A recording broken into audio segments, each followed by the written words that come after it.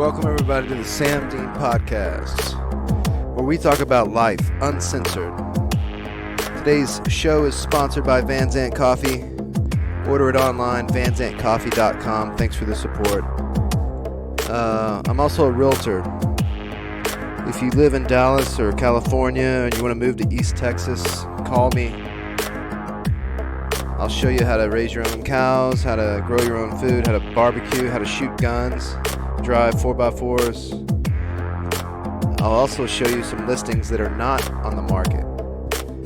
Anyway, give me a call, 254-449-6721. Today on the show, I got a special guest, one of my favorite athletes I've ever had the privilege of coaching, Lisa Kirk. So Lisa Kirk is here. I'm looking forward to this. Anyway, hope you enjoy the show. Thanks a lot. We'll talk soon. Bye-bye.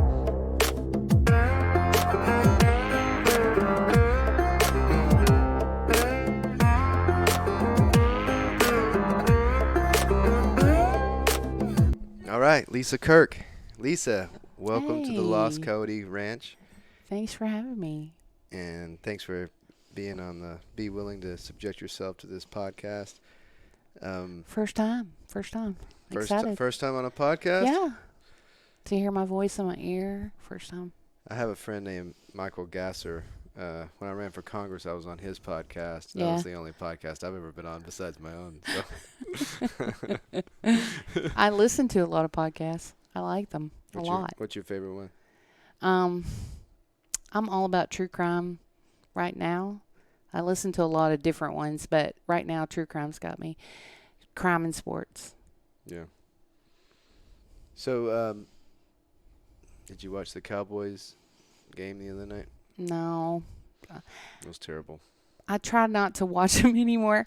I know it sounds really silly, but I love the Dallas Cowboys. I've been a Dallas Cowboys fan since I was like 10 years old. Mm-hmm. And I'm steeped in it enough to think that if I watch them and I'm thinking anything kind of negative or anything like that I'm going to cause the fall of the game or even the whole season. So I have to be very careful about it. Mm-hmm. You know, despite the fact that if you're with me and I'm watching a game, I'm almost unbearable. So, True fan. I love the Cowboys. I do too. And I like the Rangers and the Mavericks and everything, but the Cowboys are my favorite, and I'll still watch them no matter what they do. You know, I don't look at the Cowboys for my politics or or yeah. my role models or whatever. However, I just love football. I do. I love it. I love college and pro. I love football too. I get really hyped about it. I have my favorite teams. A lot of them don't win. I don't care. I watch them anyway, and I have a great time doing it. I love the Cowboys. I rarely think about or get into arguments about Jerry Jones or any of his politics or any of that, because that's just a suck of the joy of watching the Cowboys play. I just like watching football. I don't like the direction football's kind of going, where it's not as physical. I get the fact that you don't want people to get hurt or die from injuries or things like that. But, you probably hear older people say this all the time, but the 70s and 80s were amazing to watch. Yeah. They were amazing. It was a lot of fun. We saw Ashley, George, and I saw Stephen Jones, Jerry's son. Yeah. At the Athens Boathouse, which is, have you been to that restaurant? No. It's at Lake Athens, has a marina. I've heard of it, and it has a really good restaurant, and he's part owner, or he has a house out there or something. But he walked in, and I saw him, and I was wanting to ask him about Dak, but he didn't want to talk to anybody. Yeah. Hey, how's Dak's shoulder? I'm going to need a report. Can you just sit down here? Yeah. Let me know how it's going. Where did I see? They had some kind of docu-series? It was I can't remember the name of it, but it was the Dallas Cowboys, and it had 10 episodes. It just kind of followed them through their season. I can't remember what that was called. Hard Knocks. Yeah, I think that was it. And that's where I became a little bit more familiar with Jerry Jones's son. Yeah, Steven. I think he's going to be the master. He's going to take it over. Yeah. When Jerry leaves, but It's they're doing. If you had I don't have HBO, but they're doing Hard Knocks Dallas Cowboys again this year. Are they? Yeah, so it's already done. I watch it on. It's going on right now. The first time I watched it on Amazon. I just kind of I binged the whole thing, and then I also watched the All Blacks. I binged the whole thing about the All Blacks, and I believe they're in New Zealand. I can't remember. Australia or New Zealand. The rugby thing? Yeah. It was awesome. They do that dancing? Yeah. I love all that stuff. But I'm fascinated by that. I'm fascinated by football. I'm fascinated by most sports, even though, I don't play any sports or anything, but I'm fascinated by a lot of that stuff. And that's why when I listen to the Crime in Sports and I hear about these guys that are, even women, that have their huge opportunities.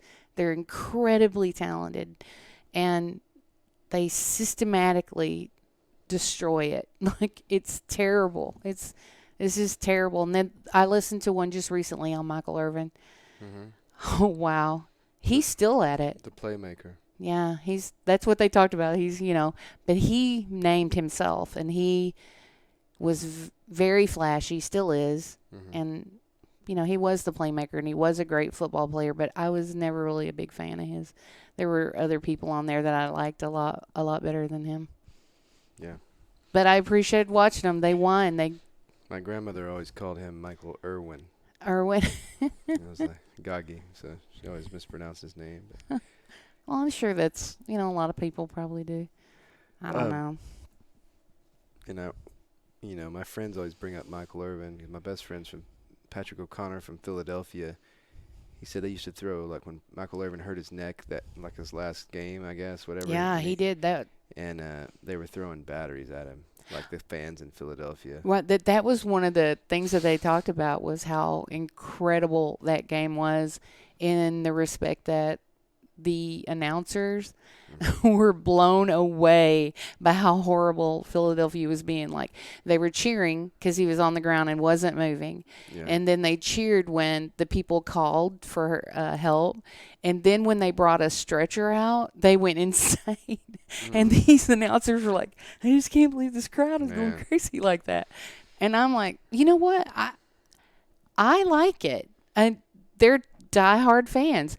I do not like the Eagles from my youth. Neither do I. I don't like the Eagles. Don't like Me either. I would be tempted to do the same thing. I'd be like secretly thinking, well, I hope that guy's okay. I mean, but your fandom. If you're on that team, you're on the Eagles, I'm not going to be standing out there chanting, hey, I hope you get up. I hope you're okay. I would be like yelling just like the rest of them.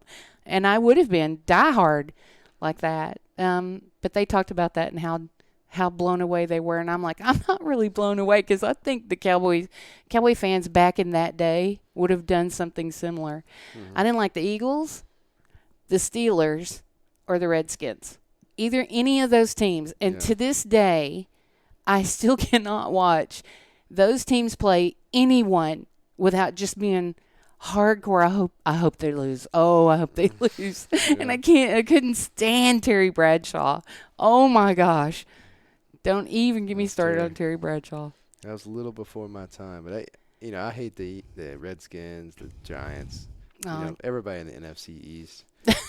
And the Steelers, Steelers, when I was in college, the Steelers won everything all the time. And Roethlisberger and all that. Jerome. My favorite football player, non-Cowboy, was Jerome Bettis when he was on the Rams, and then he went to the Steelers. The bus, I really liked him. Yeah. There's a few players that I like that weren't Cowboys that I followed along with or whatever. In fact, there was an Eagles.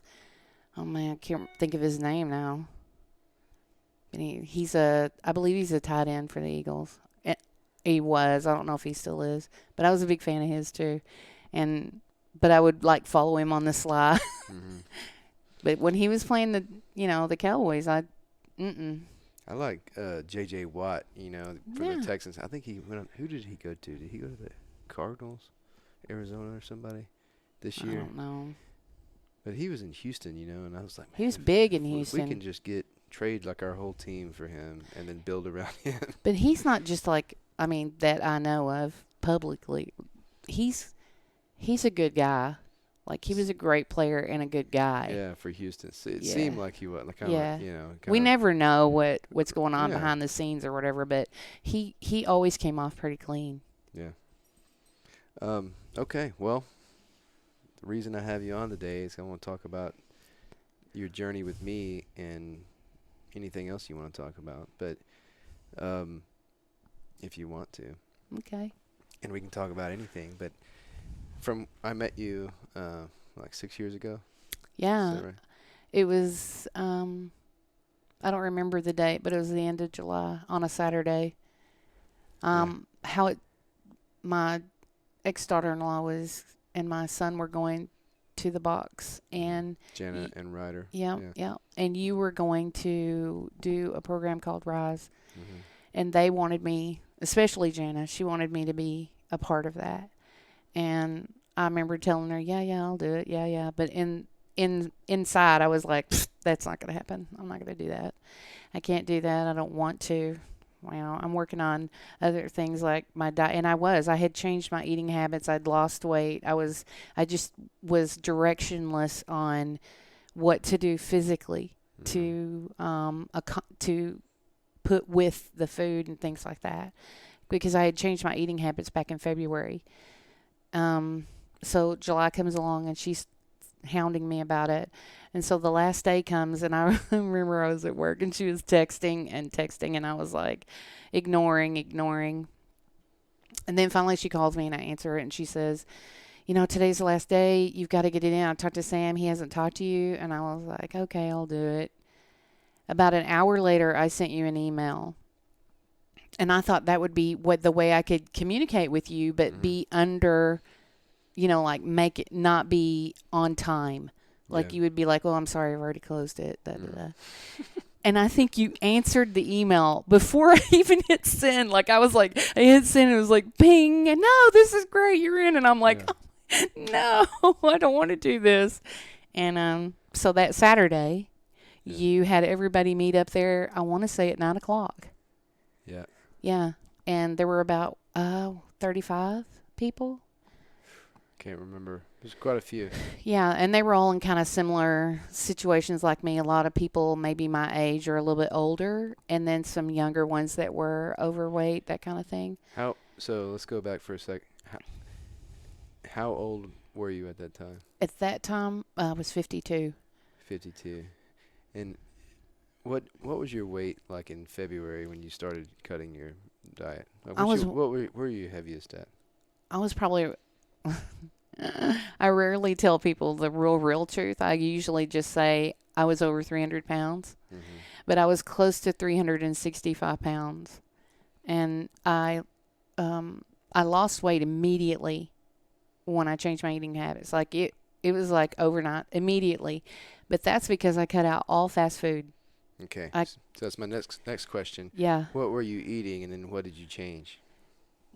Okay, I work a lot of hours. This is how this grew into what's going on. Well, there's a lot of complicated things that go into this. I work lots and lots of hours. I'm real career driven, and I wouldn't prepare for food.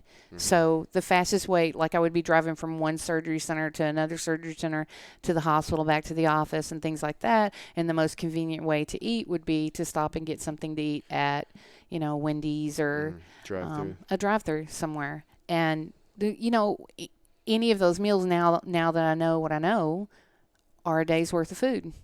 So no matter what you get, it's a day's worth of food, essentially. So if you eat 3 times a day, or you eat that and then you go home and you eat a big meal or whatever, you're eating anywhere from 1 to 3 days worth of food in a day. And so that was the first thing I learned, was when I started doing a little bit of reading. The calorie amount is what you're talking about, really, right? Yeah.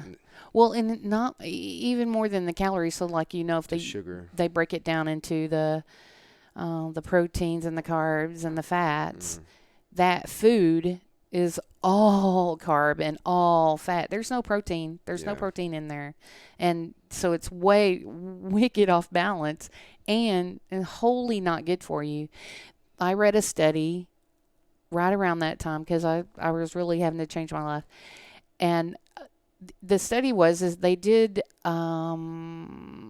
measured people's blood pressure and things like that prior to breakfast. And then you could have breakfast any way you wanted it. So you could make your own breakfast, you could go somewhere and get breakfast, whatever it was. And the people who went to a drive-through like McDonald's and they got themselves a biscuit and sausage or, hash browns, whatever it is, they get it.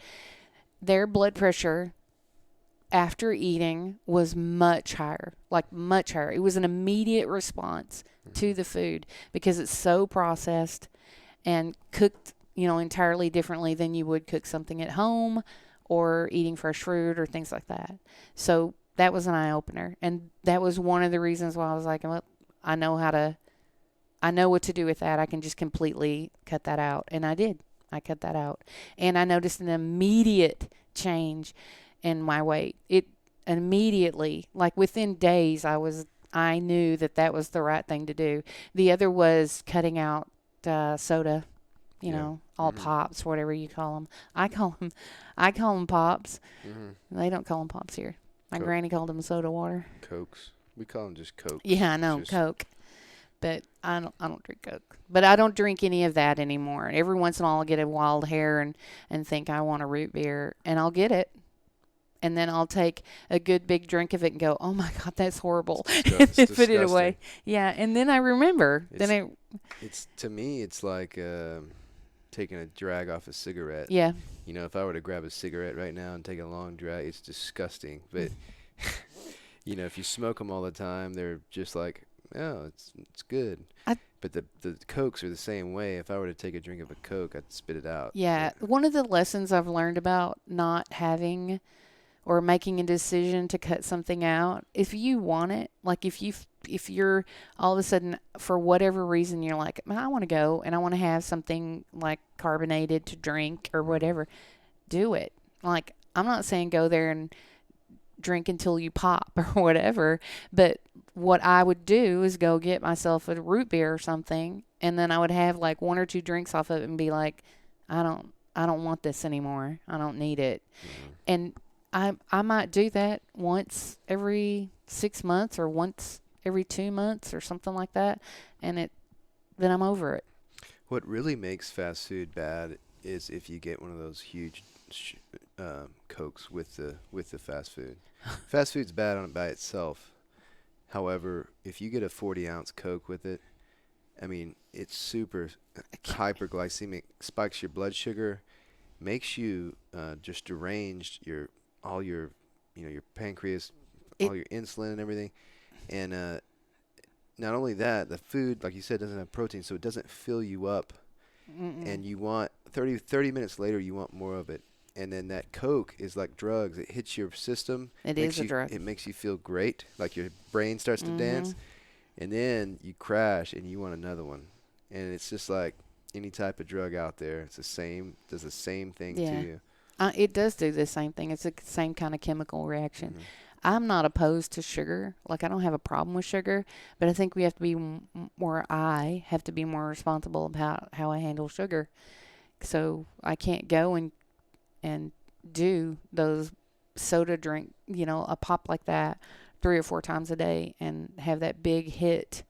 I mean, I'm pretty sure my mom became a diabetic when she was 54. And that was one of the things for me was like I was 52 and thinking, oh my gosh, I've got this deadline of 2 years. I'm going to be a diabetic. I know it. And I would have been. I sincerely would have been. And the doc told me that. That's what they said. You're already pre-diabetic, and we're worried about your blood pressure. Although my blood pressure has always been a little bit on the norm or a little bit lower, but I tend to have tricks to take care of those kind of things. If you read a lot, you can read and discover how some of those things work and manage them a little bit, but you can't do that forever. Like, you can't. One of the things was on the first class that I had with you, you explained how you were explaining how an air squat is the base of everything. So it's just the base of the basic movement of everything, and that this is the reason why failing that or not being able to do that would land you in a nursing home and things like that. One of the things for me was physically, even though I was very large, I was willful So how I got to that point and still was able to walk and do the things that I wanted to do or things like that, I was willful. I'm like, you're going to make this happen. If you're going to do that, then you have, so I would just will my way through it, right? Mm-hmm. I was getting to the point where it didn't matter how willful I was, I couldn't accomplish it. So I had to worry about where I was going, like where there are going to be huge amounts of stairs and where there are going to be railings for me to hang on to, where the chair is going to be able to hold me up or things like that. And before I got to that point, it was all about being willful, willing my way, making it happen, making my body do what I needed it to do. But I had gotten to the point where that wasn't working as well. And I remember thinking when you were explaining the squat, well, I can do it. I'll make myself do it. I can do it. And I could not do it. Couldn't do it. I fell over, in fact. Mm-hmm. And then I couldn't get off the ground. And that was an eye-opener for me. You can't will your way past almost 350 pounds. You can't do that. You can't do it forever. Eventually, your knees can't take it. Your back can't take it. It doesn't matter how willful or how much you want it to happen. You're going to get to the point where you can't. And that was where I was. Mm-hmm. Couldn't will past it. We had the RISE program. I got this idea from Jason Khalifa. I went to a Box to Business seminar with him and this guy named JP who owns Brick CrossFit. I didn't know that. Jared Perlmutter. And I met him. I got to work out with Jason Khalifa and everything. And I love that guy. I follow him on Instagram. And he said, we did this thing called the RISE program, Resilient Individuals Starting Exercise. And the deal was if I would do 3 months free, and if you came at least twice a week, right? Or was it 3 times a week? I don't think you gave us a number for per week, but you said we had to hit 12 classes in the month. I believe 12. It was 12 classes. 12 classes you in a month. You had to check in for 12. So if you didn't do 12 classes a month, you had to pay for that month. Right. And the first one was pretty successful. Had a few people drop out, and no one ever paid, by the way, if they dropped out. But I think after our the first class was the one I was in. Mm-hmm. There were 6 of us that stayed. Yeah. Something like that. 6 people continued their membership. Yeah. And then slowly it dropped off to I think you have 3. Yeah. 3 or 4. 3. Me. Shelly. Is Michael. And Michael. And Michael. Michael's I don't know if he's still. Yep. He is. So it's 3 people. So yeah, he was always in a different class than me. Like he didn't come at the 7:00 class. He went to a different class. Just normal class. So I never knew when he was there. Then, when he was there. Anyway, after yours, I did another one and had 0 people. There were a few people that signed up for that. I remember because they came to the 7:00 class when I was going to, but it was not as successful as it was for me anyway. Once I make up my mind about something, okay, so the first class came and I failed the air squat or whatever, and I remember getting scared and going out and sitting in my car and thinking, oh gosh, I couldn't do it. I couldn't do that. And all this work that he was having me do, it was real physically difficult. And then I thought, are you just going to die from being fat? Are you really going to let fat kill you? Mm-hmm. I can't believe you're going to just sit here and let that happen. And then I thought, okay, I'm going to take the hand that he's extended and I'm going to do what he tells me to do for the next 3 months and see what happens. I'll just give him the energy that he says that I need to have to go in there, do it right, follow what he's saying, and give it a go. And that's what I did. So when I came back for the second class, I was prepared. I was like, whatever he tells me to do, I'm gonna be doing, whether I like it or not. This is how it's gonna go. Mm-hmm. And there wasn't that kind of dedication from probably half your class. Like, Right. they were there probably for the same reasons that I was there initially. But for whatever reason, my eyes were opened by what I couldn't do physically. I couldn't even will it to happen, and that scared me. Yeah, and that's probably normal. Half the people that sign up for CrossFit, no matter if they're in really great shape or really poor shape, half of them kind of stay with it long term, maybe. The other half just stop for reasons. Maybe they get too sore. Maybe they just don't like. They didn't think they'd like working out as much socially, because CrossFit is a kind of a social deal. You're in there with a bunch of other people. It's social. It's but it's real work. It's not. You're not. There's nothing wrong with running on a treadmill. First off, but it's not that. It's not a very static kind of little thing that you're doing to get your cardio up or things like that. These workouts are often intense, but they work. I always feel wholly better afterward. They're definitely intense, but somebody said, Greg Glassman, I believe, said it, but it's CrossFit's for anyone, but not for everyone. Right. Meaning, like, it'll work for anyone that wants to do it. Right. But it is, it's as hardcore as you want to make it. Yeah. Yeah. It's as much whatever you want to dedicate to it.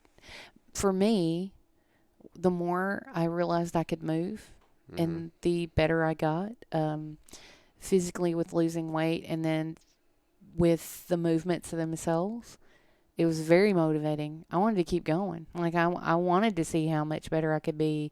And then when I found out that I was strong, that was even more motivating to just keep moving and keep working through it. And I'm not the greatest CrossFitter in the box. Like, I don't do pull-ups or anything like that yet. But there are a ton of things in there that I never thought I would do, or much less do well. So your pull-ups right now, you essentially engage your lats and you pull up about 1 inch. Yeah. And that's what your pull-up is. Yeah. That is and if I don't do that, then I'm going to do a push press or just a shoulder press, which I've gotten very strong at doing shoulder presses. And that, in turn, has helped me with push-ups. I'm much better at push-ups than I was before. So the better you get at whatever movement in there, it's going to translate into something else. They all do, because it's all connected. Yeah. That's why I like it a lot. What did it feel like when you started with the Rise program to now? Like, what's the difference in how you feel when you worked out? When I first started... So workouts are the same. They're the same. Yeah, they are. But I didn't change the workouts. Yeah, you haven't. And my workouts are wholly different in the way that I don't have to scale them like I did when I first started. But I kind of get upset when people say things about scaled workouts. And scaled workouts aren't easy workouts. They're not meant to be easy. A scale just means that you're doing the movement in a way that you can until you're able to master the way it was prescribed or the way it was supposed to be. So if you can't do a pull-up, you're going to do something else equally as difficult, just not a pull-up. And that was my whole, when I first started, it was just, scale everything. Like, I wasn't on the ground. I couldn't do a burpee. I couldn't jump on the ground and get back up off the ground. So I would do things off the box or leaning off the wall or things like that. But growing into the actual movement, like I know when I started doing burpees where I could actually jump into a burpee and then jump out of a burpee and jump up into with your hands in the air afterward. And that's a lot harder, but I like being able to do that. So I'll do twice as long just so that I can do the burpee the right way. But it's the same difficulty now. Yeah. Doing it that way as it was when you started doing it on the wall. Absolutely, it's exact same effort relative. My effort in it after I committed to it is the same then as it is now. It's just that I've progressed into better movement. I can do things a lot easier. I can do a lot of the movements I absolutely couldn't do before, things like that. So how I felt then and how I feel now, I don't know that you could really say one is better than the other, because just learning that I could move, or like I couldn't run a lap. I could barely walk that 100-meter when I without being completely exhausted from it. But now I can actually run, and that the running is a lot harder for me, but I'm able to run. Like I wasn't able to do that before, so it's a different sensation. So every workout that I do is just, from an intensity standpoint, for me, is the same as it was in the very beginning as it is now. It's just that I'm stronger. I can do more weight, or I can go longer into the workout, or I can do multiple things in a row without stopping, stuff like that. It's just, my intensity is pretty much the same. What about your, like, the recovery from the beginning? Oh, I learned tons about recovery. When you worked out at the beginning, in the first workout, you were probably destroyed. Yeah. For hours, maybe days. Well, when I first started, you did them every other day. Mm-hmm. The class was Monday, Wednesday, and Friday at 7 a.m. Or you could go to any other time that you wanted, but you were there specifically for the 7 a.m. Monday, Wednesday, Friday. And those are the days that I went. And I've told people this before, if you were in the situation that I was in and you start CrossFit, I don't believe you should be going every day of the week. It will destroy you. Mm-hmm. I went 3 days a week, and that was hard. I needed those days in between to recover, because it was hard, and it would last that long. I would need that day to recover so that I'd be ready to come in the next day and try to do it again. And then after 3 months, you started on August 3rd. It was the very first class. It was a Monday. Then the 3 months after that, I stayed and I continued doing 3 days a week. I didn't start going 5 days a week until February. But at that time in February, I was feeling a lot stronger. I was doing more, and the workouts weren't hurting me as bad.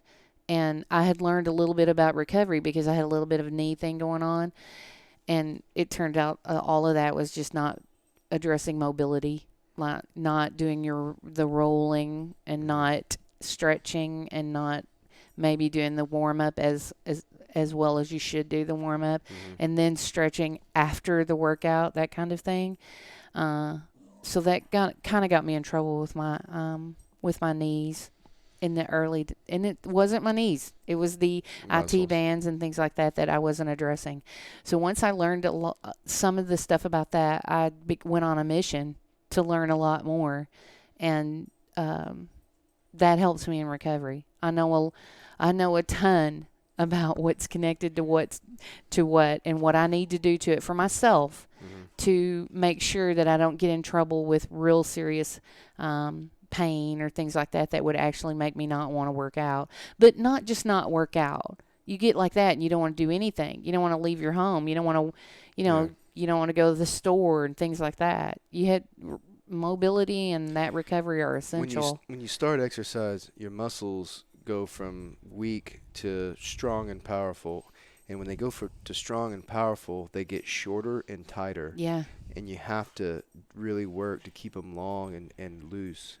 Otherwise, when they get shorter and tighter, they're going to pull on your joints and make them out of place. They're going to swell. They're going to get inflamed. And I learned all that firsthand. It's and it happens to everybody. It doesn't just happen to people like you that start like that. It happens to. I've seen it. Yeah. When you do 100 squats in a workout and your body's not used to that, I mean, your hamstrings are growing. They're growing overnight. Because your body will adapt to whatever environment you put it in. If you put it in, you're working out every day, your body's going to turn into this crazy machine. Whereas if you lay on the couch every day and play video games, your body's going to turn into the couch. It's going to turn into get soft. Sit there, and and you lose it. Like, you could be the best athlete in the world and then sit on the couch for a year, and you're going to lose it. You have to constantly be moving, and that's why you were really good about this, and we have a lot of members that are, but you work out every morning at 6 a.m. Yeah. Now, you do some Saturdays. I do some. It depends on work and my schedule and things like that, or how tired I am.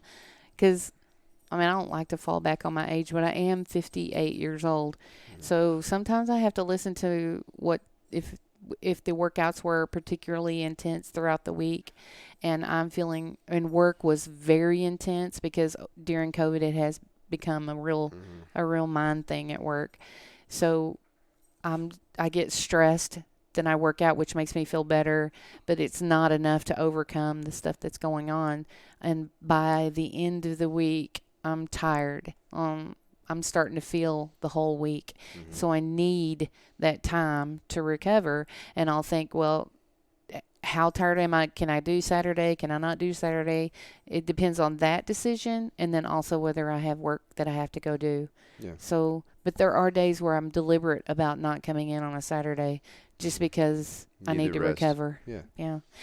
The week that we had the big snowstorm, that was the first week of all 6 years that I did not work out.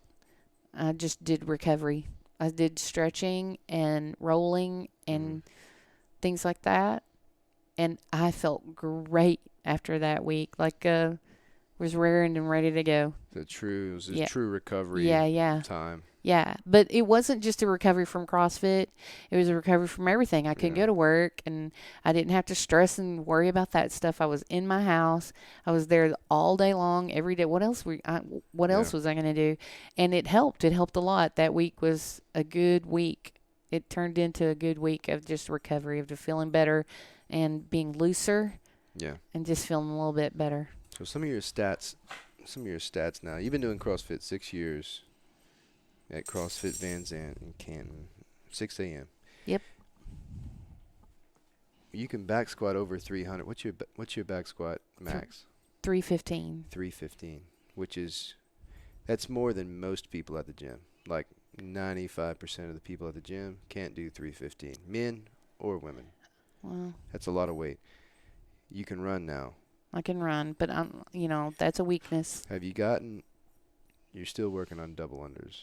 I haven't worked on double unders. My goal was singles now. So you couldn't do singles. I couldn't jump rope at all. Yeah. No. And I even tried. I remember the first time you had me trying them, I was like, I can't jump this rope. And I literally couldn't do it. It took like months to get to the point where I could jump a rope. And now I can do singles, and there's just not a coordination between my hand and my jump, and my jump's not very high. It's not very. It just isn't very high. So the next thing would be reverse singles. Right. Can you do those? I can do those, but only like 3 in a row. So what I've been concentrating on is I want to be able to do 50 singles consistently, 50 singles without breaking, and then move on to not reverting back, just doing backwards from then on, and set a goal for that. Right now, I can only do about 26 in a row without breaking, and it depends on how tired I am, truly, on whether singles are going to work for me. That I'm like people talk about with doubles. Yeah.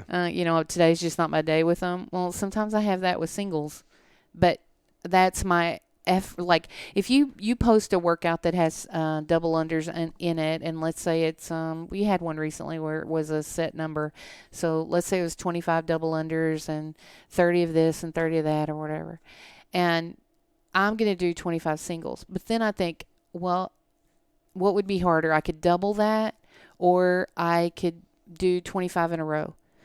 So every time I break, if I haven't hit 25, I have to restart. And I've done that for workouts. Yeah, that's good. And I've also doubled it for workouts, depending on the amount of reps and me knowing what my level is in the first place. There's a lot of new members that we have that can't really jump singles well because they crash to the ground. It's like they're gonna break their legs almost jumping. And it's because they just they're just not used to jumping.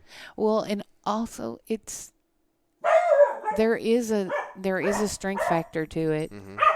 I'm better at singles now than I was a year ago and a year prior to that. Yeah. There were times when I would do singles or attempt to do singles, and I felt like I was going to, when I jumped and I would go back down, I physically felt them give, like, oh, I'm going down. I'm going to hit the ground this time. And that's probably what they're feeling. It's a strength thing. I think they have to, whatever you have to work on to make that happen, to make them stronger and able to not come off. When they come off the ground, it's not the issue. It's when they hit the ground. And literally you hit the point where you think, they're not going to, my knees aren't going to take this. They're going to let me go. Well, the people that have a trampoline at home or that are basketball players, they don't have an issue coming in there and grabbing a jump rope and jumping. Right. It's the people that just haven't jumped in 20 years. And that's it. I hadn't jumped in forever. I thought jumping was 2 years in, even with CrossFit. I thought jumping was out the window. Like I would not be able to jump. And I jump rope now.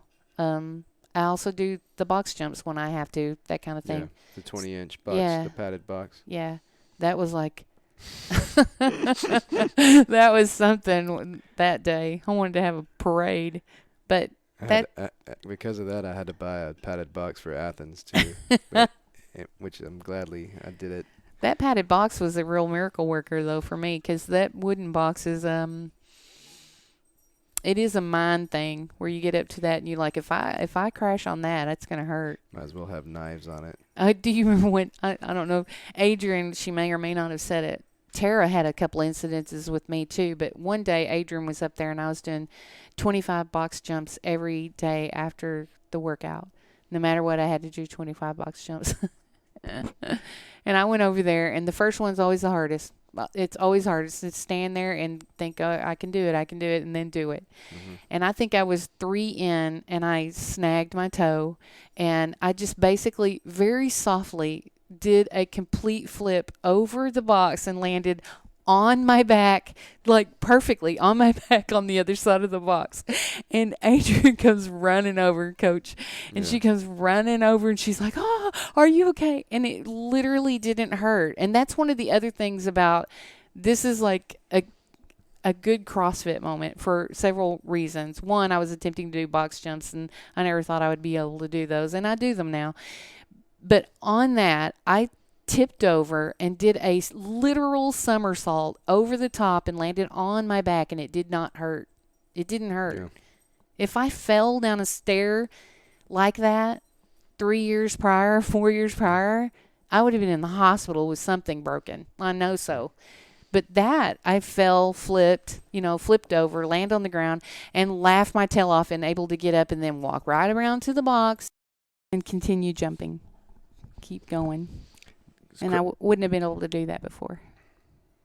Well, there's a lot of things in my life that I wouldn't be able to do now, before, that I can do now. So if I fell or had an issue where I have had things happen, and I know for a fact that because I'm strong enough now, I can overcome it. There's been situations where I think I'm going to fall, but I'm able to correct it and save it. I wouldn't have been able to do that 5 years ago. I would have gone down. One morning I came in here and Ashley was laying down at the bottom of the stairs. She fell down the stairs one night. Oh my gosh. She was okay. What? And then I had my dump trailer. I was doing some work out here, and I have a dump trailer that dumps out the load or whatever. And I got in the back of it because I forgot to open the hatch, the gate. Yeah. And for some reason, I was on the hatch, and I opened it. And, of course, I fell with all the brush in the ravine. And all I could think about, I hit the ground, all I think about is snakes. And I crawled out of there like a cat and jumped back in there. I was like, a normal man would have died on that. I don't know. I basically bounced off the ground. But that's the things I think about. Like those thoughts occur to me. So I'll have a situation like when it was acid over, and I would take a step and nearly fall, but I was able to recover. I wouldn't have recovered, and I'd be like, thank thank gosh I'm in so much different shape now. Thank goodness I CrossFit. Thank goodness I do these things, because it has literally saved me. It's saved me from a lot of problems. And the movements that we do, like picking up heavy stuff and overhead and all these things with free weights, muscle recruitment, your body's trained to like work together, and instead of isolating, it's all connected. Certain muscles, and that's why our balance improves, and resiliency, recovery from things. When I first started CrossFit, I needed what felt like a week to recover from a workout. Now I need 10 minutes and I can do another one. Yeah. I don't want to, but I could, And well, it depends on the workout, on how fast I recover. Yeah. Obviously, my age has a lot to do. How much I weigh, my age, and things like that have a lot to do with how fast I recover. But I'm positive that I could do 2 workouts a day if I had to do them. I wouldn't have been able to do that before, but I know that I could do them now. There's times where it sets me in a way after I leave that I feel super fit. Like I feel so much better than I did when I got up. And it'll carry me throughout the whole day. But then there's other times where I go in there and I'm tired. It's the end of the week, or I don't feel well, or whatever. I've got stress or something like that. And the workout is a lot harder, and I don't get that energy that lasts all day long. But the thing is if I don't do it, I'm going to feel like that all day long. I'm going to feel tired and listless and all that. Even if I go in there and I'm tired and I do the workout, I always feel better afterward. The workout doesn't make you more tired. No, it'll exhaust you. Yeah. So like you'll be on the ground, breathing hard, things like that, sweating, but it doesn't, it's not like exhausting in a way that life is, that your job is, or that stress is, or things like that. Those things that nag at you, it actually fuels you it fuels me to handle it, to take on whatever's going to come on the rest of the day. For me, anyway. So give somebody advice that was in your shoes 6 years ago. Like, what do they need?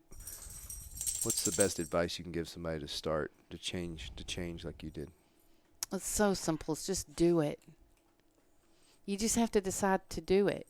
And when you decide to do it, you have to say, I have to commit to this. You have to make some rules for yourself. So you have to say, I'm going to commit to this, and I'm not going to commit to it for 2 days or 3 days. I'm going to set a goal. So I'm going to say for 6 months I have to do this, or I'm going to do this 3 days a week, or I'm always going to do it on X time a day. I'm not going to make an excuse to not do that. I'm going to find a way to carve this in, and then I'm going to do that for this amount of time and see what happens.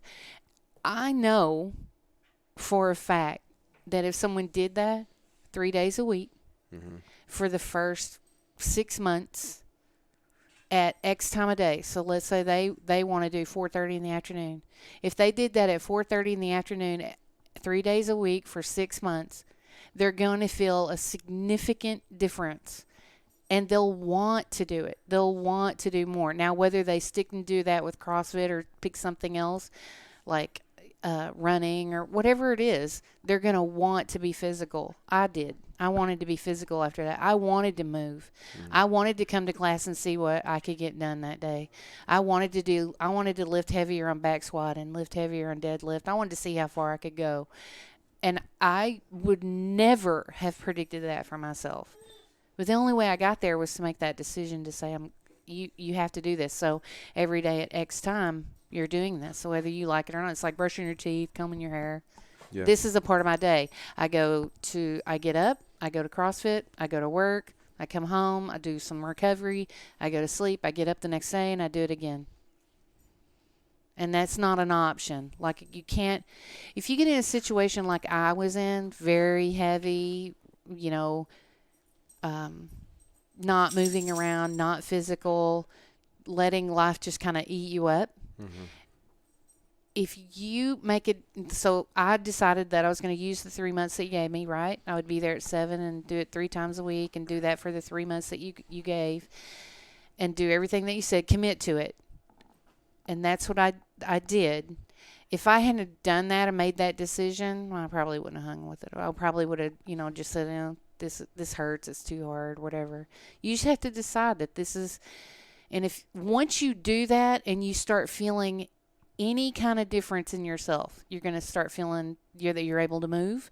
You're going to start seeing that you're physically a little bit better. You're probably weighing a little bit differently. Your attitude's a little bit different. You're going to start noticing that you're stronger or that your endurance is better. They're unavoidable. You can't not notice that those things are happening to you, and you're going to want more of that. I did. But what I always tell new people, commit. Pick your time of day and commit to it. You carve out that time, and this is what I'm going to do. This is my schedule. And I'm not allowed to make that a different thing. I'm not allowed to get up and say, I'm not going today. For no reason, I'm not going to go. I'm not allowed. I don't allow myself to do that. It's not allowed. Did you ever almost quit? No, I've never almost quit. I have gotten into lulls where I'm like, I'm not feeling like I'm better, or I feel like maybe I'm stagnating, or maybe my attitude or I was at a different emotional kind of space. But I always knew because of what I've learned, I've always knew that the moving and the act of going there and being social with the people that have like-minded desires, things like that, are good. They're inherently good. And you shouldn't walk away from those things. So you got to pick out the things that are not working for you to cut out. Even with those moments, I have struggled through them, but I've never wanted to quit.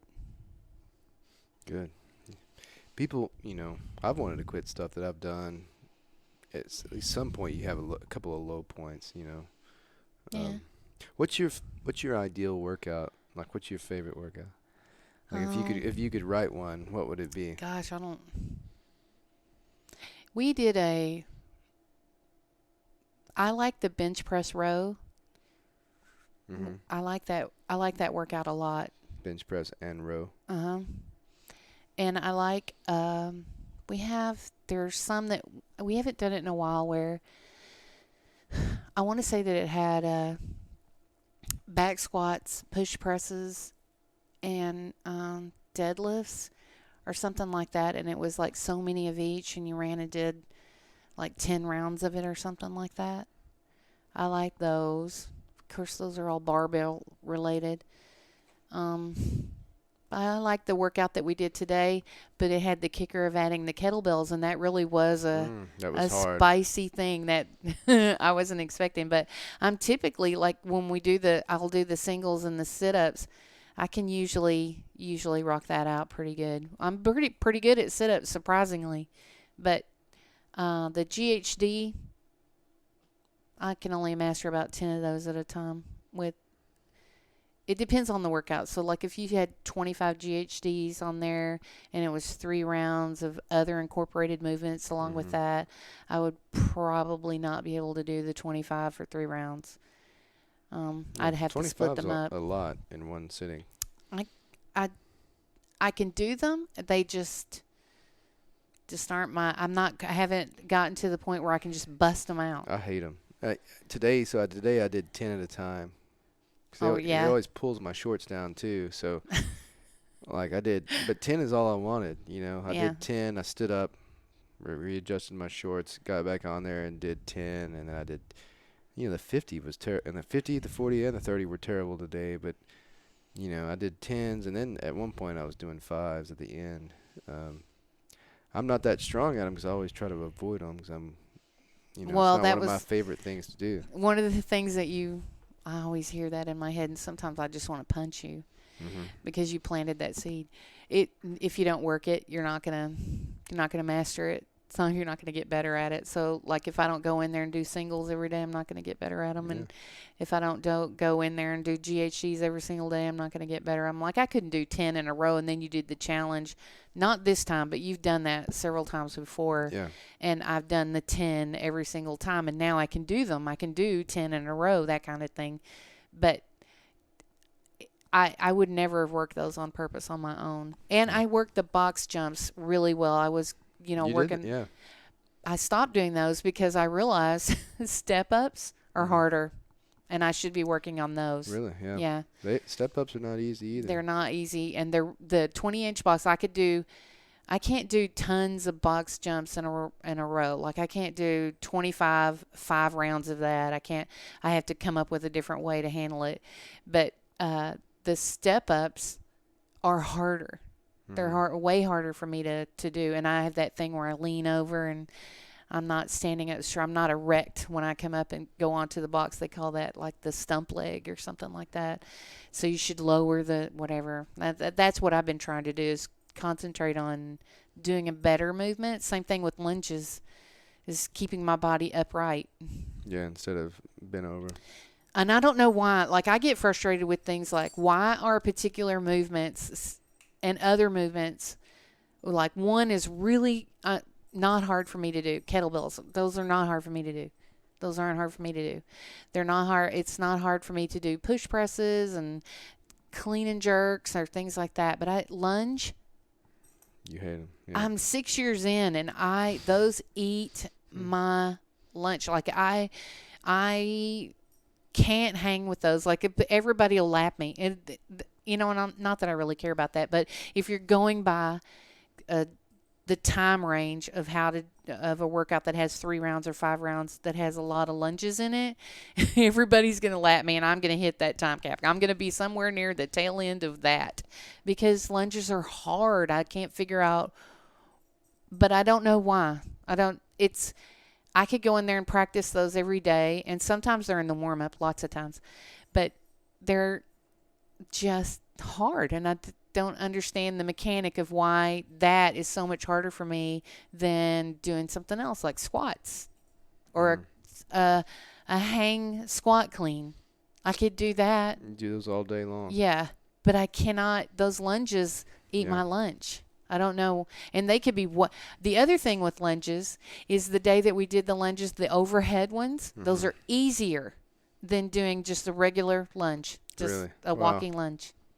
Dang. Because I lay over. Yeah. And the bar keeps me straight. Wonder if that's your lumbar or some type of I think back it's muscle. definitely core or something going on. Yeah, that's not. I haven't figured it out yet. So if somebody's out there is going fast food in between wherever they're going, like they need to cut that out. But what do you replace it with? Like, what'd you do? What did I? You stopped eating fast food, but what'd you start eating? And when did you eat it? I have a weird kind of eating kind of cycle that I can't seem to break. But I ate. Anytime you can make your own food, you're better off. So there's going to be food that's much healthier to make than other food that you're going to make at home. But it doesn't matter. Whatever you're making at home is going to be way better for you than what you buy in a fast food restaurant. Preservatives. Even a restaurant, unless we're talking about a very high rated where you're getting very clean food, things like that.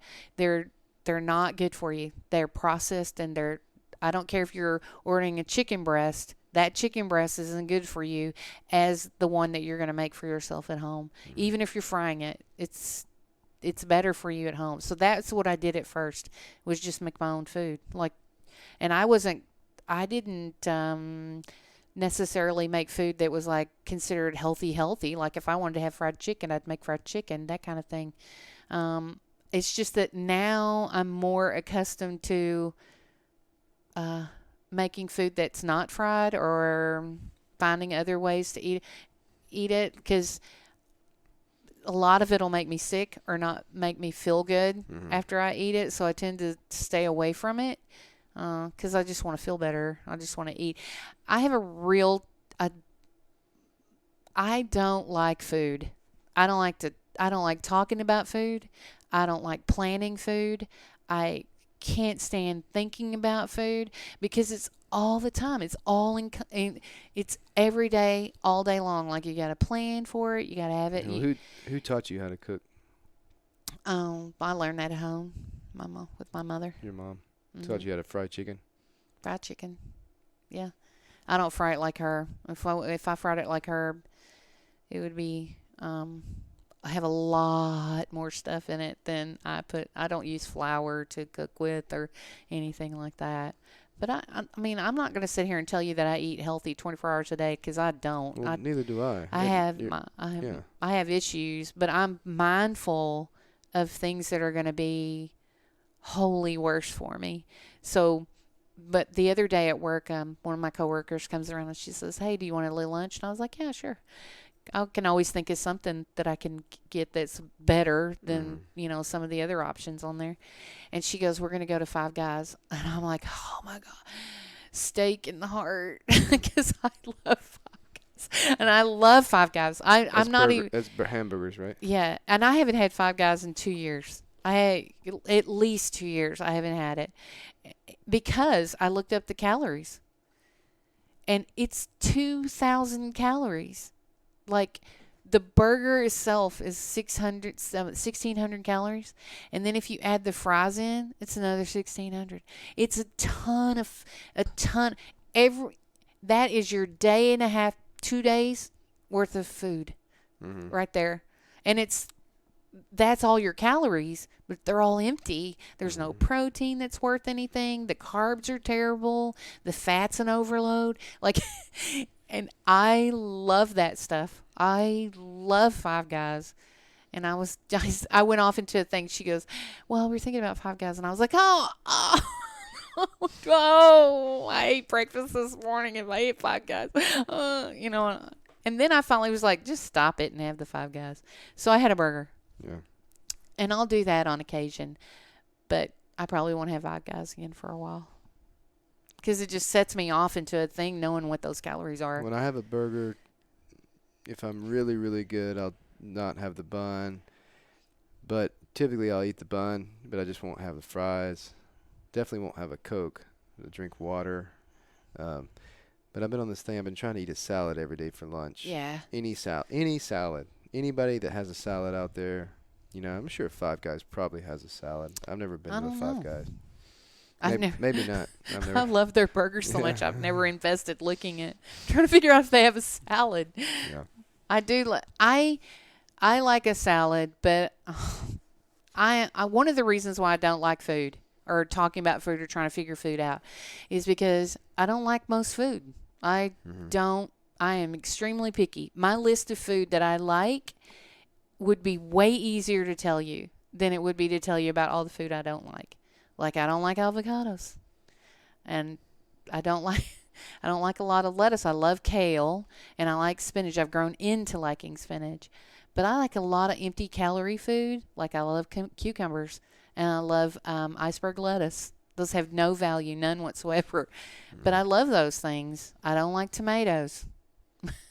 I don't like a lot of foods. And so I don't end up telling a lot of people about that stuff. So if we go somewhere, like we're in a group, and we have done that. We've gone in groups somewhere, and we're going to go somewhere that I'm not familiar with. And I'll look at the menu and immediately know I'm in trouble. But I'm not going to tell you. I'm not going to tell you that. I'll either say I'm not hungry, or I ate earlier, or I'll order something and just pick at it, or something like that. I'm not going to sit there and tell you about how all the foods that I don't, other than right now, like you may not have known that about me, but I don't like a lot of food. Like I get really upset because I'm the oldest of 6 kids, and all of them eat everything. Okay, I'm talking everything. If we weren't growing it or killing it on our farm, we didn't have anything to eat. Okay, you just weren't going to eat, and that's what happened. I would sit there and go, "Well, I guess I'm going to eat popcorn tonight," and that's what I would eat. It was popcorn, or she would make potatoes, and I'd be like, "Oh, okay, I'm down for that." mashed potatoes or boiled potatoes or whatever. But I don't like sweet potatoes. I can't stand that about myself. It's not, well, it could be worse things than that. I mean, So I know picky eaters that we go to a sushi restaurant and they'll order chicken tenders, Well, I'm not above that. And George, we went to, where'd we go? We went to a Mexican food restaurant. George and I went to Jalapeno Tree together, just me and him the other day. Ashley was on her vacation. And George ordered some chicken tenders at Jalapeno Tree, Mexican place.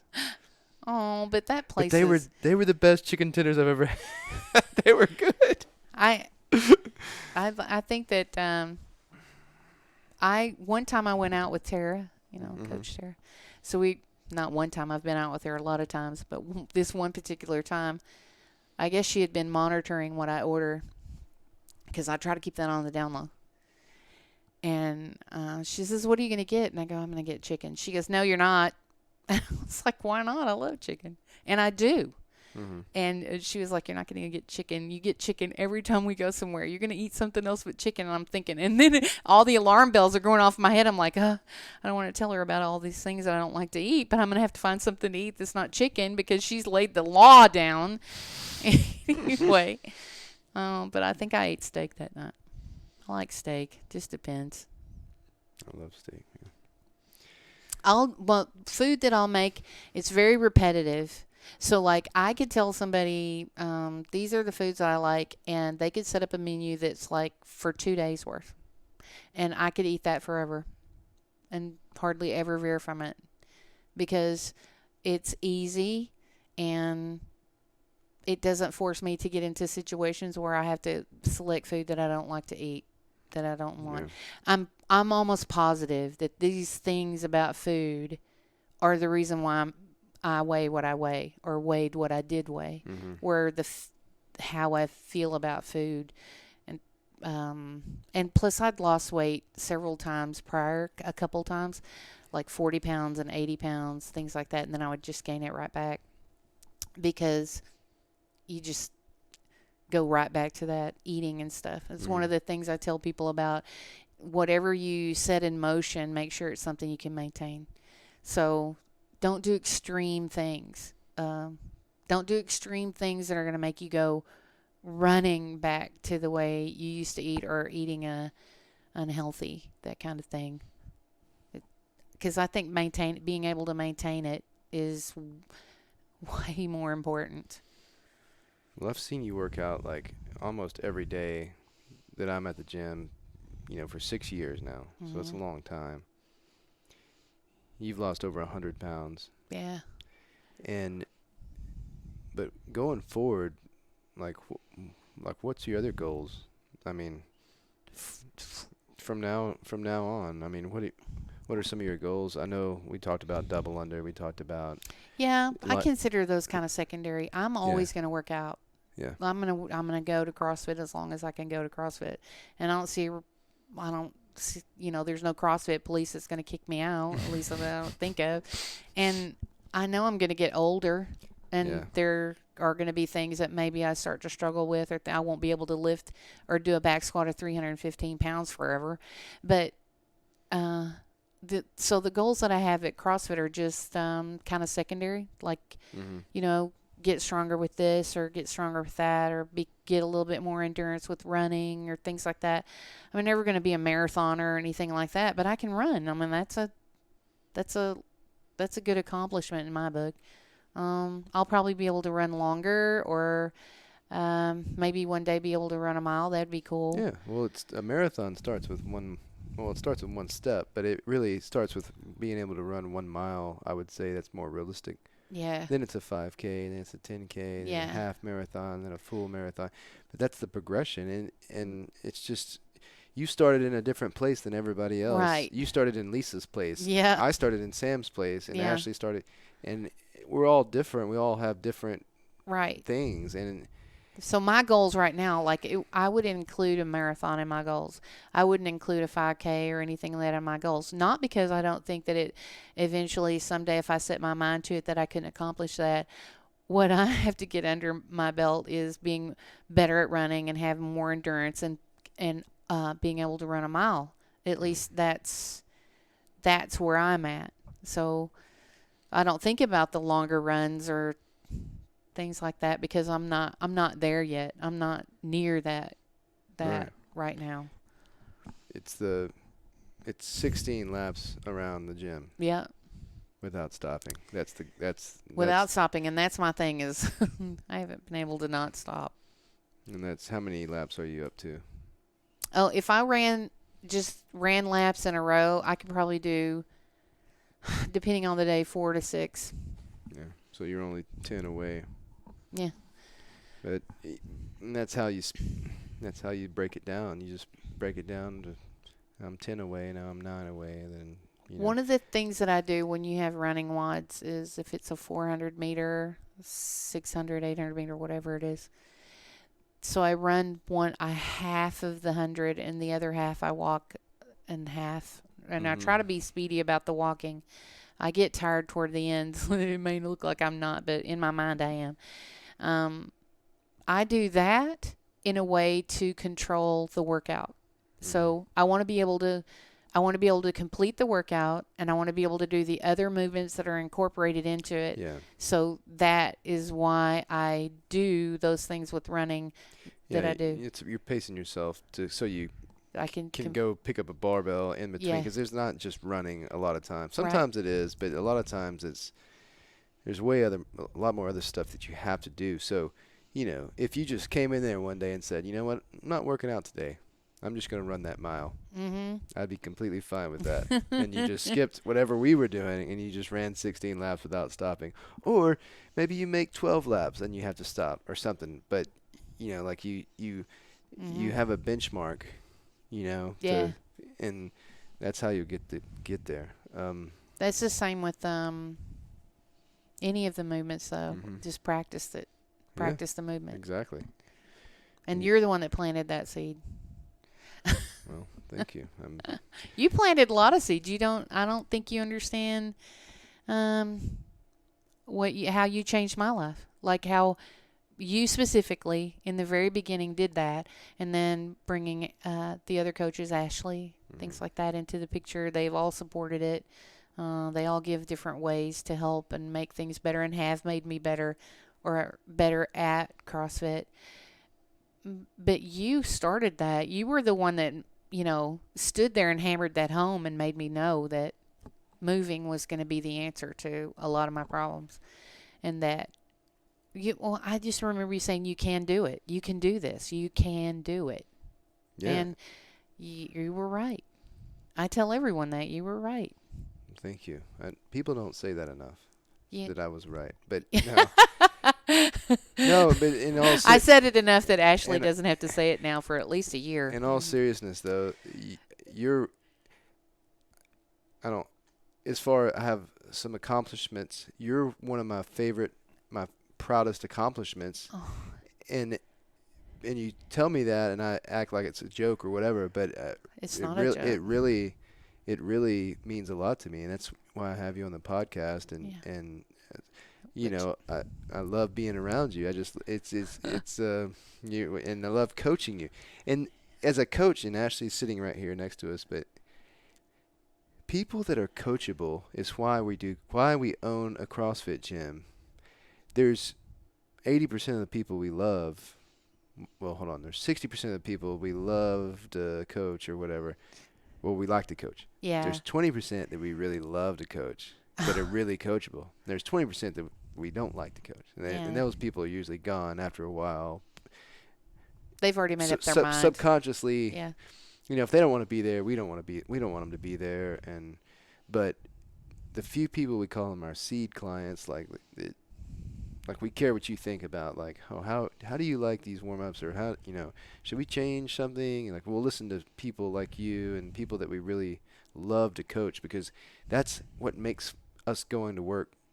That's what makes the class fun for us. If we didn't enjoy it, we wouldn't be doing it. Right. And it is a job, a lot of work, and you have to get up there and sing and dance every day in front of the board, and And you have to approach. I'm sure that you have to approach it the same way I do on day 7 of a really hard week.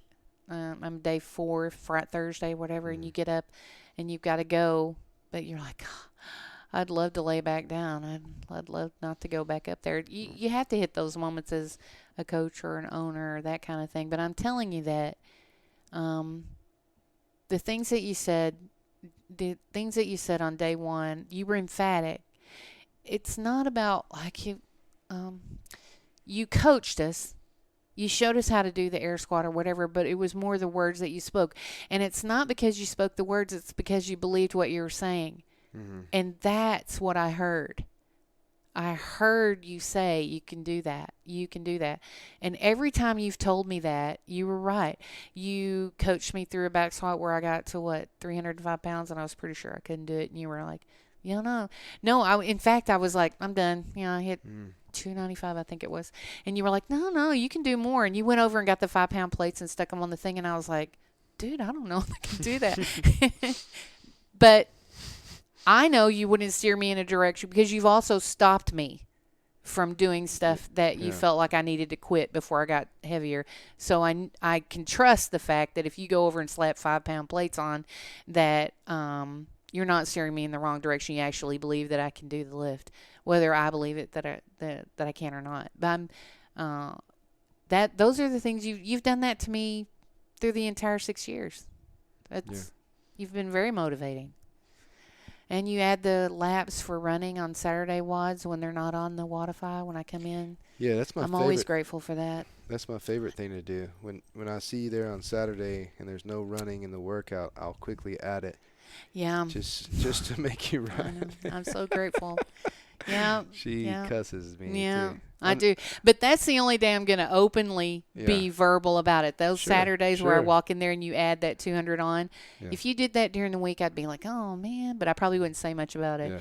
But on Saturdays when I'm like, it's be a partner WOD. Maybe I won't die doing this WOD today. That kind of thing. I never died doing the WODs, P.S.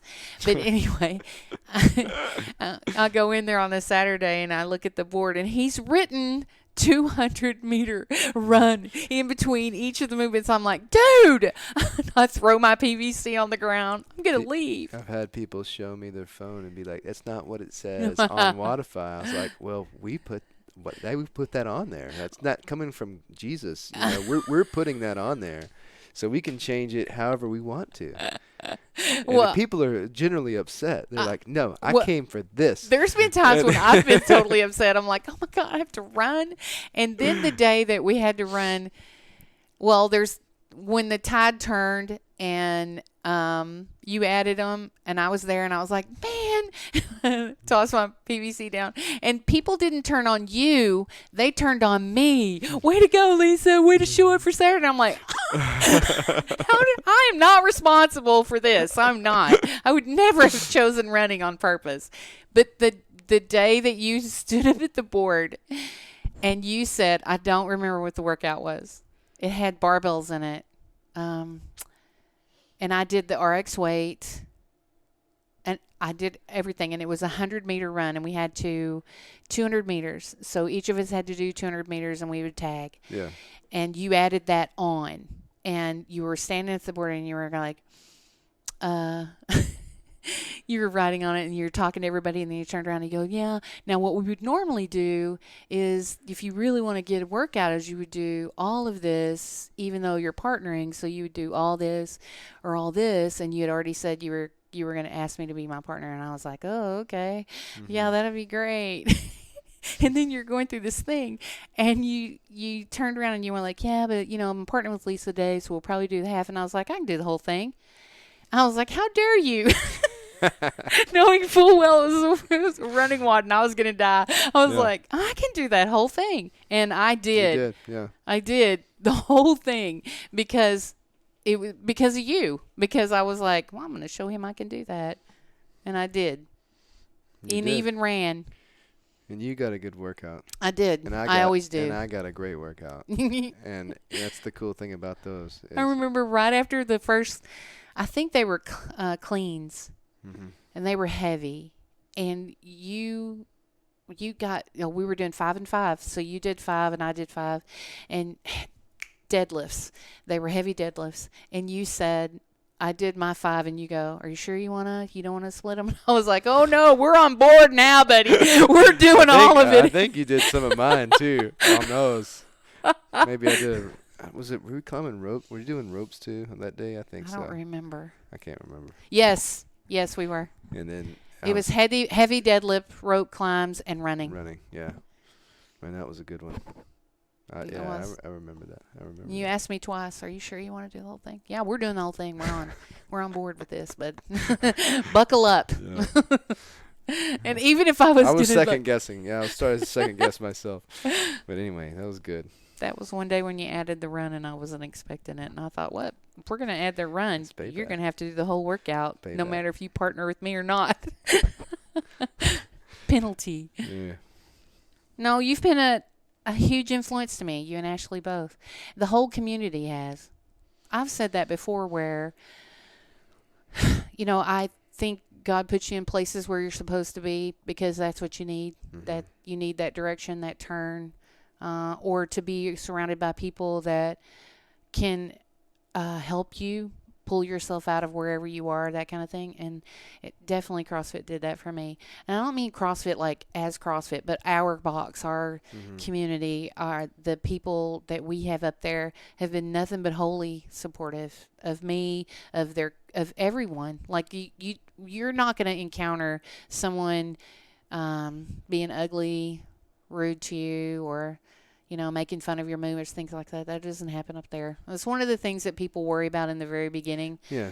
But super intimidating, it seemingly. Yeah. But once you get there and people are super supportive of you, and plus you guys lead the way for that. So you and Ashley set a tone where no matter what that person's age or physical fitness is, their right to be there is going to be honored as much as the guy who's like thinking that he's going to go to the games. Yeah.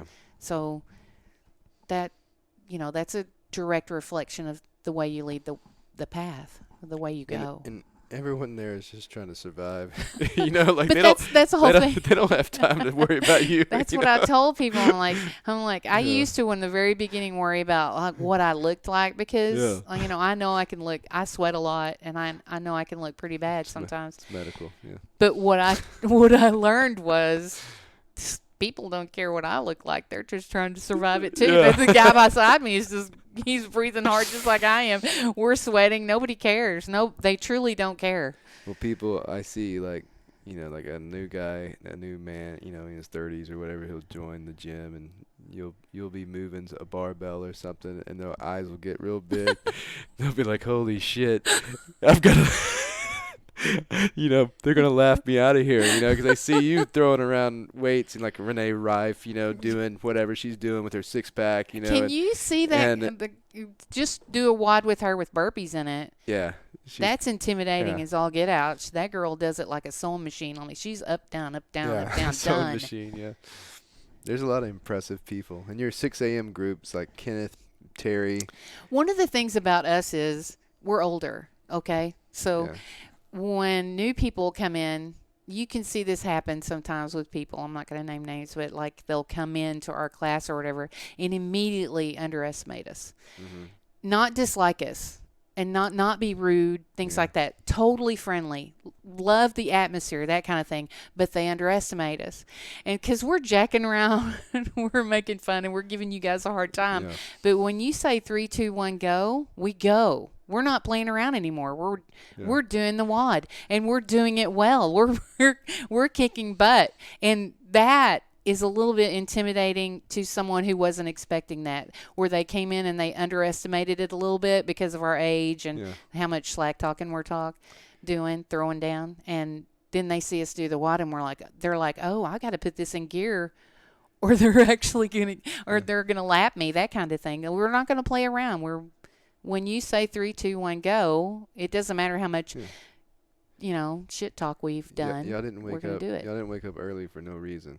No, we literally did. I don't. I know I do a lot of smack talking, a lot of talking. But when you say 3, 2, 1, go, I'm down for the WOD. I'm down for whatever I've got to do. And I usually have a plan in mind. I usually think about it quite a bit, especially if it's something that I'm gonna scale, or I have to come up with that you've given me options for, where you can do this or this or this. If, especially singles and things like that, I come up with a plan that's going to be challenging. I want it to be. Do you obsess over the workout the night before? Sometimes. Yeah. If only in respect to really what, I'm not going to say really hard WODs, but a WOD that I would consider really difficult for myself, then yeah, I will stress that.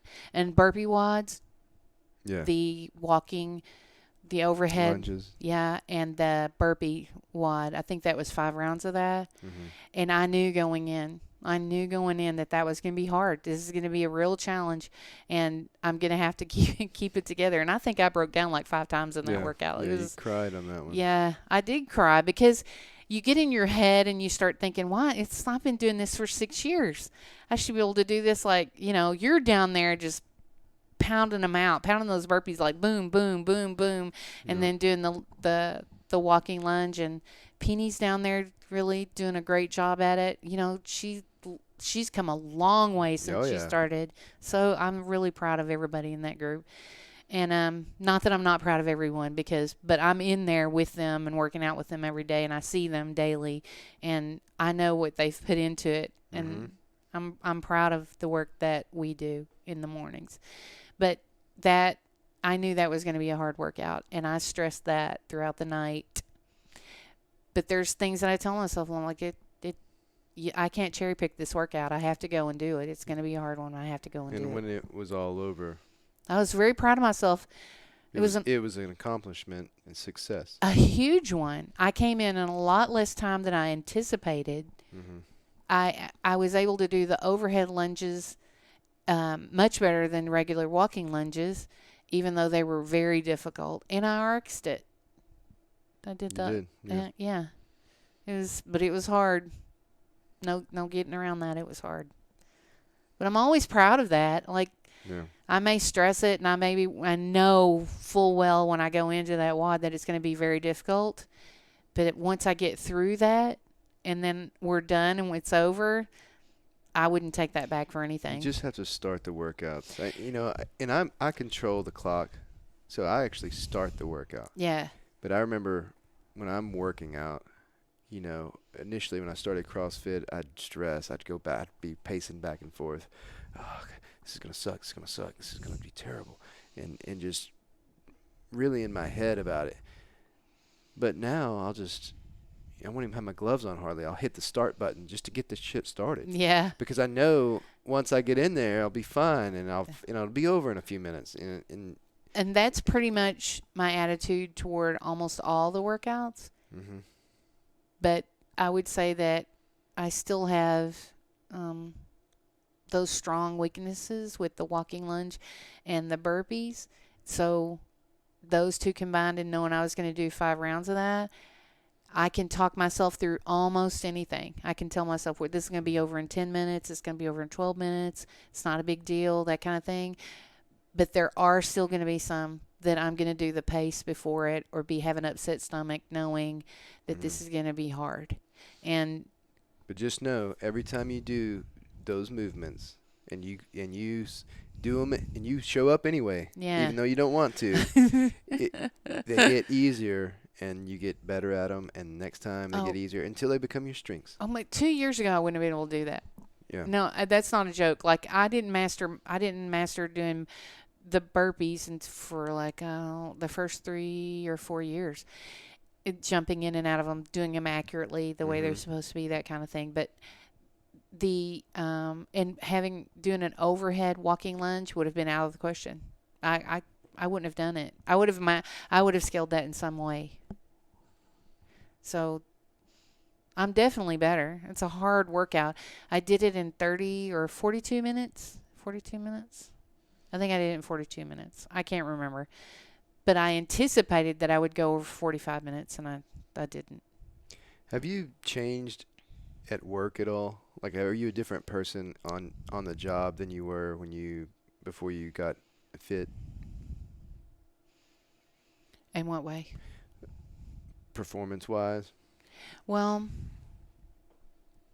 my attitude about work, because I'm in a position of leadership, I've always considered that you leading the way. So whether I like it or not, there's situations that happen that, everybody would shy away from, and I would be like, come on, I'm not on the floor.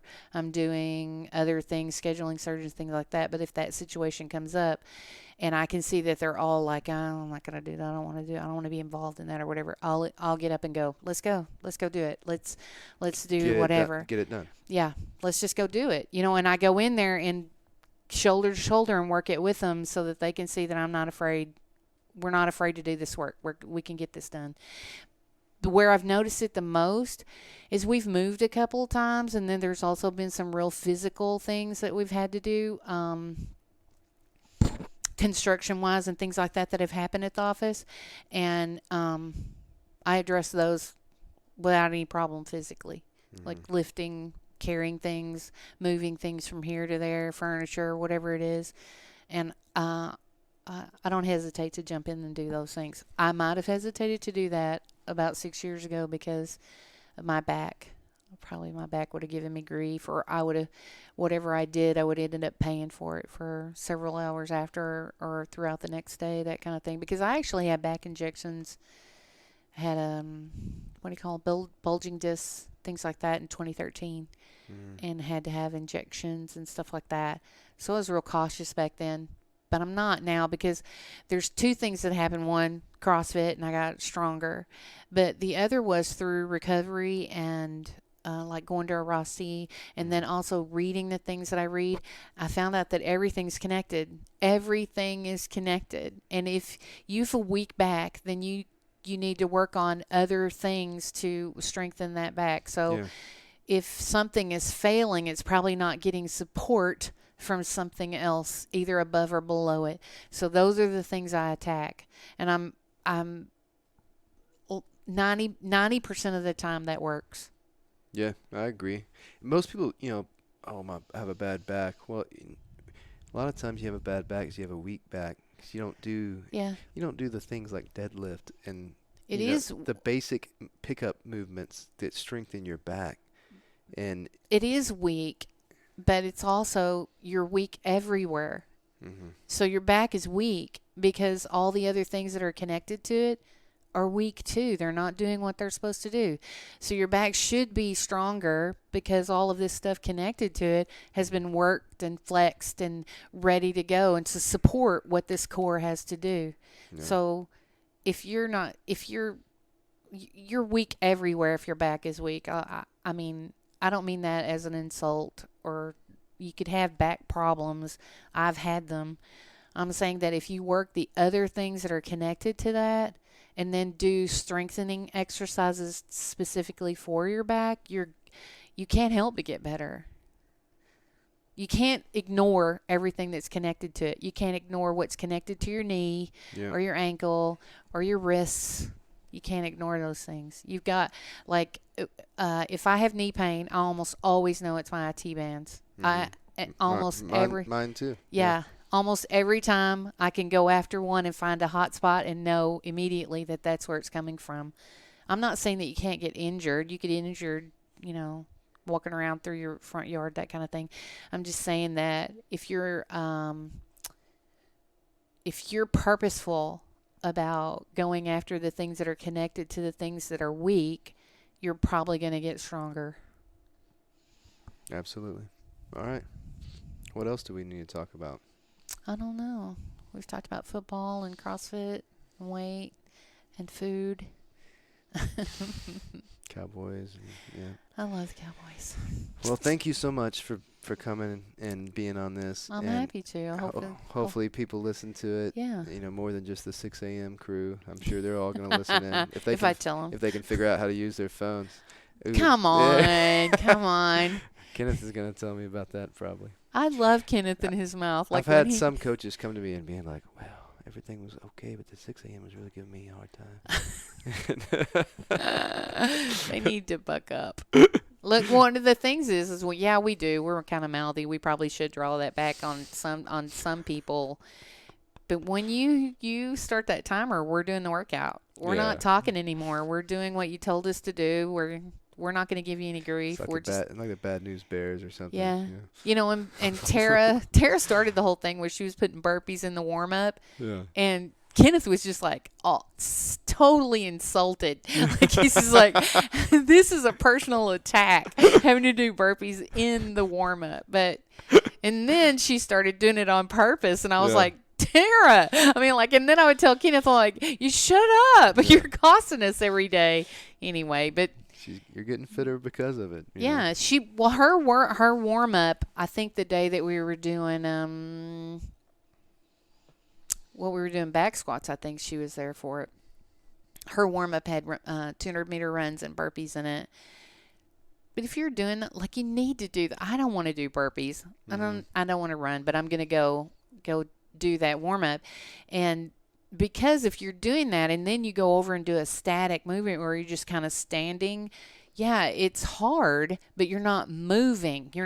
So you got to get those things warm. Like I know that I can't go to the box and just bust out a 100-meter run. I have to walk 100 to 200 meters before I can get everything going. Okay, yeah, well, we can put a jog into this. We can lift it a little bit more, that kind of thing. It gets me ready. It's an old saying, but the older I get, the more of that I need so that I can go over to the thing and just stand to do a lift. Because if you don't do stuff like that, and like Tara's writing, that your chance of injury is higher. Yeah. And, when you do get a little sweat on before, your body's just ready to work at that point. It's just like warming up your car outside before you get in and drive it. Yeah. I mean, it's essential, and she does a good job with that. So. All your coaches do. I like them all. Well, I do too. I have fun. And thanks for having me. Yeah, this was fun. All right. Well, Lisa Kirk, contact her. She's Ellie Snaps? L Snaps. ELLESNAPS. L Snaps, at L Snaps on Instagram. She's also a photographer. Very good photographer, by the way. So contact her on Instagram or Facebook or whatever, and you can find her at 6 a.m. at CrossFit Van Zandt. Yeah. Thanks for listening, everybody. Bye-bye.